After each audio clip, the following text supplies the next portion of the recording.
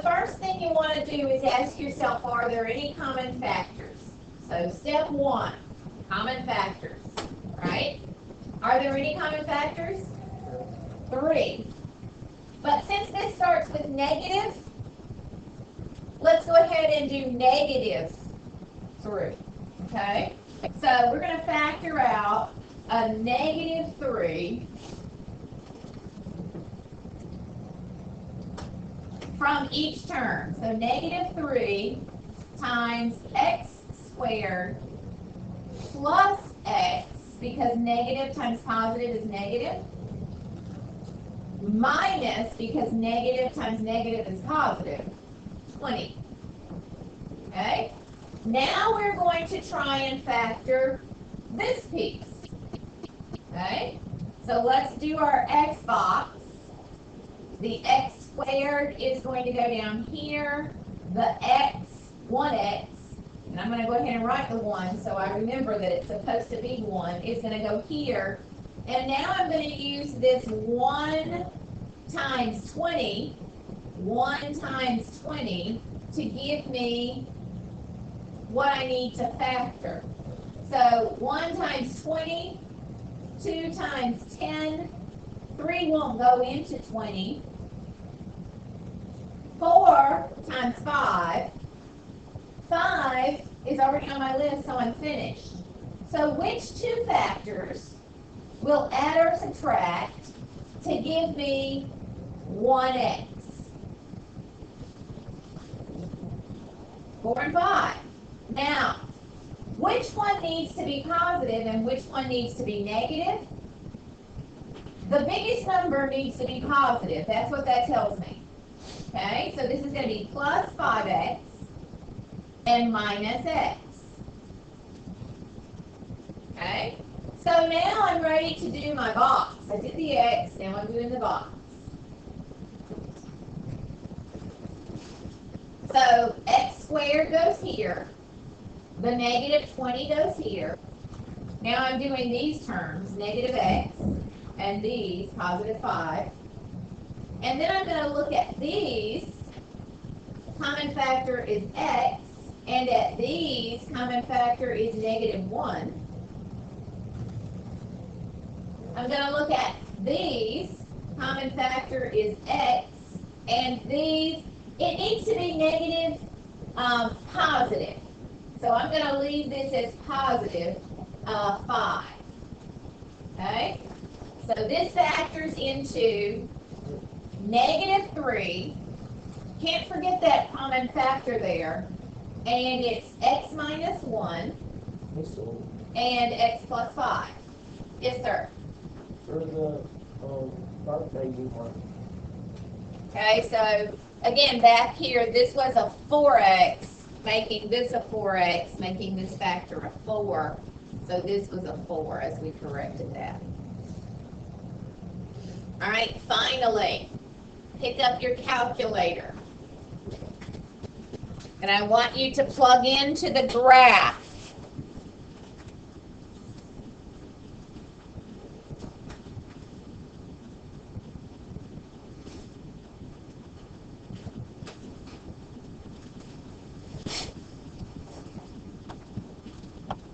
Plug into the graph.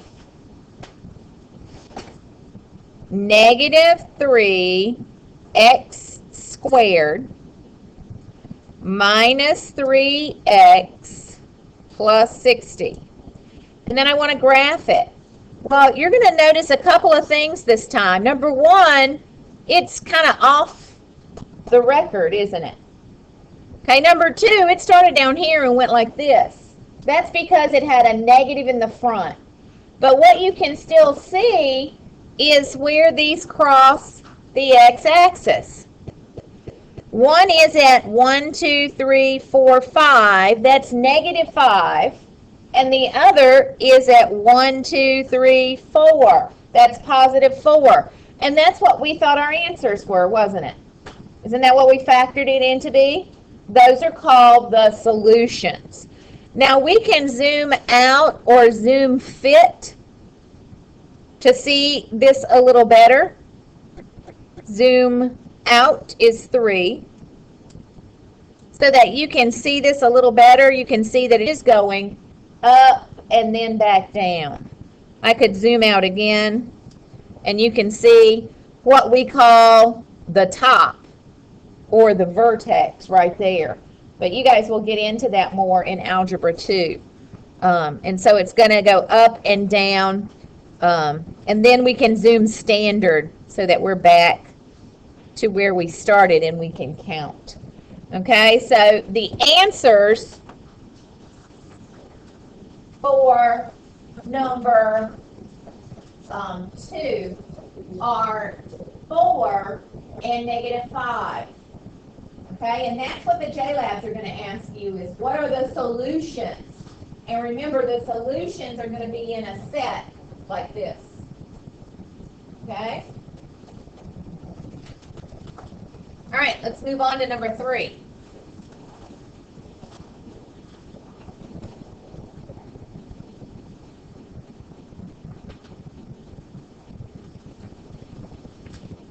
Okay, here's number 3. What do you notice about this one?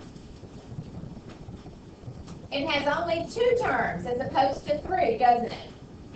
Okay, we're still going to follow the same steps. You're going to see if there is a greatest common factor. The greatest common factor for this is going to be 5. Okay, and I'm actually going to do -5 because when that starts with a negative number, you want to try and get those negatives out of the way. So this is going to be -5 times 4x minus, because negative times negative is positive, 9. All right.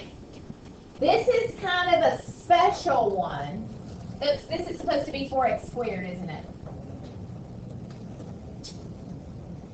This is kind of a special one, and it is called a difference of squares. Again, you're going to practice this a lot more in Algebra 2. Our goal here is just to kind of introduce it to you. Okay? 4 is a perfect number, isn't it?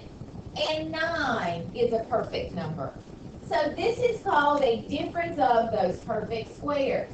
And what you're going to do is you're going to factor it into the square root of this one and the square root of this one, where the middle terms are going to cancel each other out. Okay, so as we look at our x, this is going to be 0x because there are no x's, right? This one is going to be 4x squared. Okay, so as we factor this, what we want to do is 4 times 9. What's 4 times 9? 36. So we want factors of 36.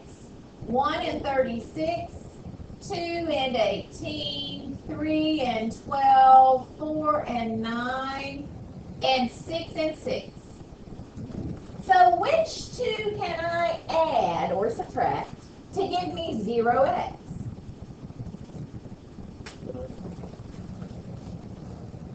Isn't 6 minus 6 0? So let's let one of them be plus 6x and one of them be minus 6x. So far, so good? All right, now I'm ready for my box. I did the x, now I'm doing the box, x box. So the 4x squared is going to go here, the 9 is going to go here, and minus 6x and plus 6x. So now I'm going to factor from the top. This is going to be 2x. And I'm going to factor from the bottom. This is going to be minus 3. And I'm going to factor up and down here. This again is going to be 2x. And this is also going to be 3, but it's going to be plus. Okay, so what we're saying is that this factors into 2x plus 3 and 2x minus 3. FOIL those and see what happens. Does the middle term cancel out? FOIL those and see what happens. Does the middle term cancel out? Okay, on question number 4, the very first thing you want to ask yourself is there a greatest common factor? What goes into 12, 14, and 10? 2, right? This is a positive number, so we're going to leave this a positive number. 2 times 6x squared minus 7x minus 5. Okay? So now I'm ready to factor this. So let's get me set up. This is a negative 7x. That's the middle term. This is the 6x squared. What goes there? Well, the way I find out is to multiply 6 times 5. That's 30. Factors of 30 are 1 and 30, 2 and 15, 3 and 10, 4 won't go, 5 and 6. The next number is 6. 6 is on the list. That's how I know I'm finished. So which 2 factors can I add or subtract to give me 7?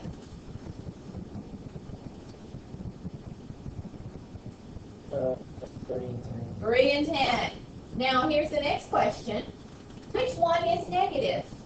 Because one of them has to be negative. We have to subtract, right? Which one is negative, the 10 or the 3? This is the sign of the larger number. Okay? 10x and plus 3. Okay, so now I'm ready to do my box. Did my x, now I'm doing my box. So 6x squared and a 5. And then these 2 are going in the other boxes. And you can switch these up because multiplication is commutative. That just means your parentheses will be opposite of mine. Okay? So you can switch these 2 boxes. So, what's the common factor for these 2? 2x. What's the common factor for these 2? 1. What's the common factor for these 2? 3x. Right? You need an x. And what's the common factor for these 2? Negative 5. I know it's negative because that first box is negative, right? So what we're saying is that this factors into 2 times 2x plus 1 and 3x minus 5. So in other words, these are going to be fraction answers too. You know it's a fraction answer. This one's 1/2, 1 divided by 2. And this one is 5 over 3, or 2 and 2/3, right? But FOIL this. Do you get this? Multiply it by 2, you get that. You FOIL this, don't you get this? Check it. Always make a habit of checking these after you get them factored. Don't be lazy.